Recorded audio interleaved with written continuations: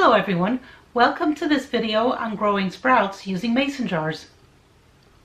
There are so many ways to sprout beans and seeds, and one very common way of sprouting is to use mason jars like this one here.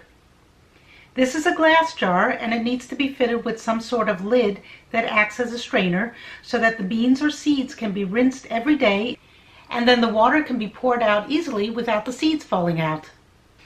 One method is to put a piece of cheesecloth on the top opening with a rubber band around the collar to hold it in place, or screw the top on with the cheesecloth underneath, and that way the sprouts can be rinsed and the water poured out with the cheesecloth acting as a strainer. There are companies that sell this metal screw-on lid with a mesh of stainless steel to act as a strainer. You can find these on Amazon, or you can make your own mesh lid by using window screen material like this. You can get a whole roll of this from your local Home Depot, and it's very easy to cut with a plain pair of scissors. Just cut it to fit the opening at the top of the mason jar, and then use the screw-on lid to keep it in place. I bought plastic lids on Amazon, so I'm going to use those instead. I feel the plastic is cleaner than the window screen material. I'm not exactly sure if the window screen material is coated with anything, so I feel more comfortable with the plastic.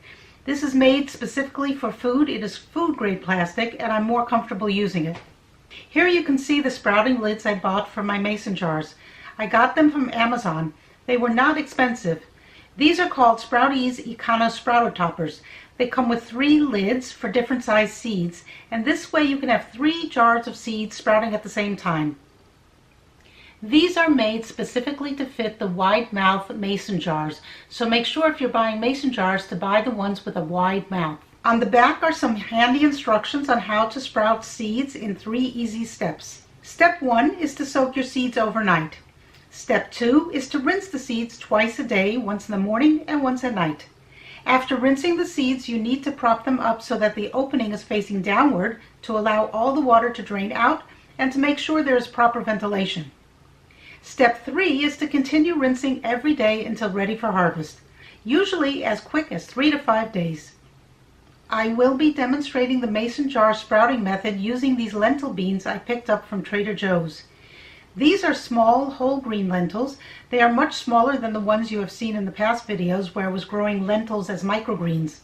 This package of lentil seeds was very reasonable from Trader Joe's. I paid $1.99 for a 1-pound package. You can see on the back of the package there's a recipe and instructions on how to cook the lentils, as well as nutritional information. So I measured out a 1/4 cup of the beans into the mason jar and then covered the beans with about 1 cup to 1.5 cups of water to soak overnight. I'm also going to sprout the seeds from this basic salad mix I bought from Mountain Valley Seed Company. I usually use this mix for growing microgreens, but it can be used for sprouting as well. This mix combines broccoli, blue curly kale, purple Vienna kohlrabi, red acre cabbage, and arugula. I'm going to measure out 2 tablespoons. There's 1 tablespoon, and there's the 2nd tablespoon. I covered the salad mix seeds with water to soak them overnight, and I'm going to use the yellow cap as a strainer to pour out and rinse the seeds every day. The yellow cap has smaller holes than the green cap, so I use the green cap for the lentil beans and the yellow cap for the smaller broccoli kale mix of seeds. Okay, it's the next day and my beans and seeds have been soaking for around 12 hours.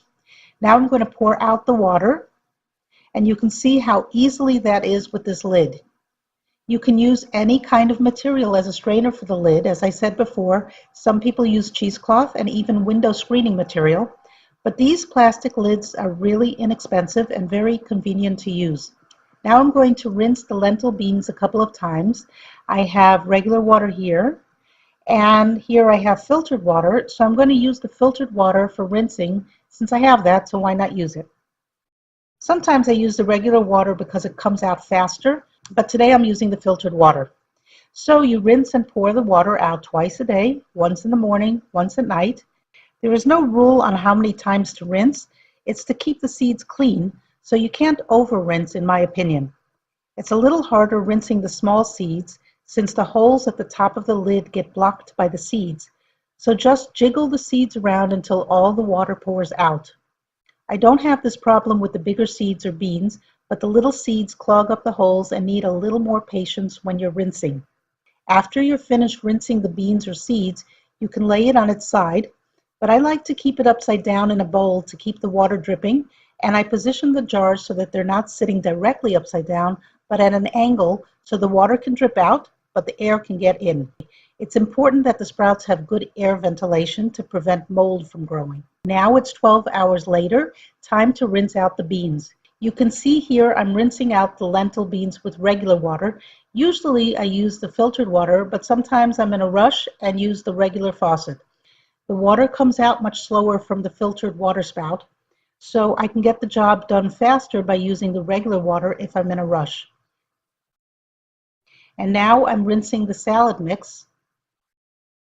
And when I'm done rinsing, I put these back in the glass bowl to drip and wait for the next rinsing in about 12 hours.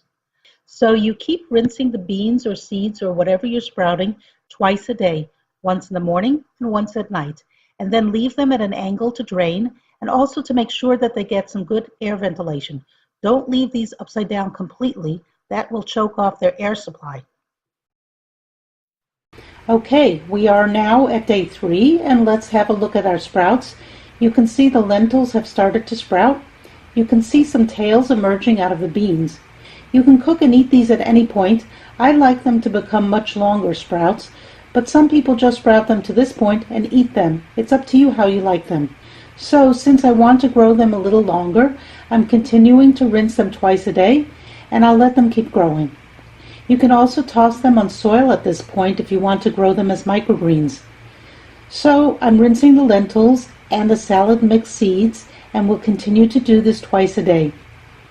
I'm finding that this jar with the yellow top has much smaller holes than the green top, so what happens is when I rinse the seeds and then try to pour out the water, the seeds block the holes and don't let the water through, so it makes it harder to drain out the water.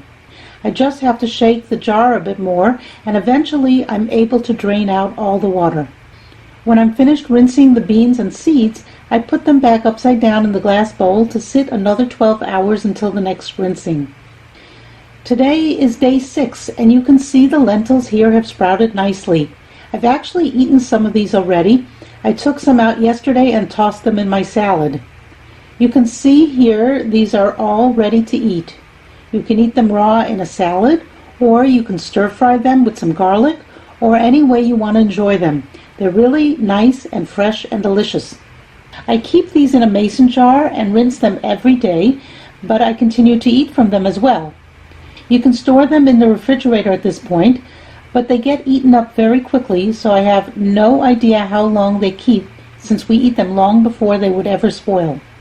Let's take a look at the salad mix, and you can see the seeds have already sprouted here. These take a little longer than the lentil beans, but they will grow in just a few more days. Don't worry if you see a little white fuzz on the sprouts. Those are root hairs and not mold as some people think. If you look really closely, you can see they're root hairs, tiny, tiny root hairs. Okay, I'm going to give these another rinse and set them aside again. It's the next day, day 7, and I stored away the lentil sprouts in another container in the refrigerator, so I swapped out the yellow lid with the smaller holes for this green lid. This lid has larger holes and makes it easier to rinse out the sprouts. I couldn't use it in the beginning, not just because I was using it for the lentil beans, but also because the seeds, before they sprout, are too tiny for the green lid and would fall right through when I rinse them. The yellow lid was the right size for the tiny broccoli and kale seeds until they sprouted. Now I can use the green lid. It's important to rinse the sprouts every day, twice a day to keep them clean, and also to help remove the holes. You can see as I rinse the sprouts and swish it around the jar, the hulls come out. Now that I'm using the lid with bigger holes, the hulls can actually spill out in the rinsing process. Okay, here we are on day 9, and you can see these sprouts are ready to eat.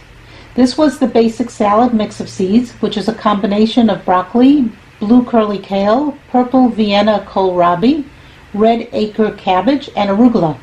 Let's take a look inside the jar. You can see this is a mix of colors, green and some purple. This is really very pretty in a salad. It adds nice color and flavor and nutrition. I washed the hulls off at this point. Nobody likes to eat hulls. They won't hurt you, but you should try to rinse away as many as you can. And that's it. We have a nice jar of sprouts ready to eat. I hope you enjoyed this video. Please comment with any suggestions or experiences you'd like to share. I'd love to hear from you. If you enjoyed this video, please like and subscribe. And thank you for watching. Bye.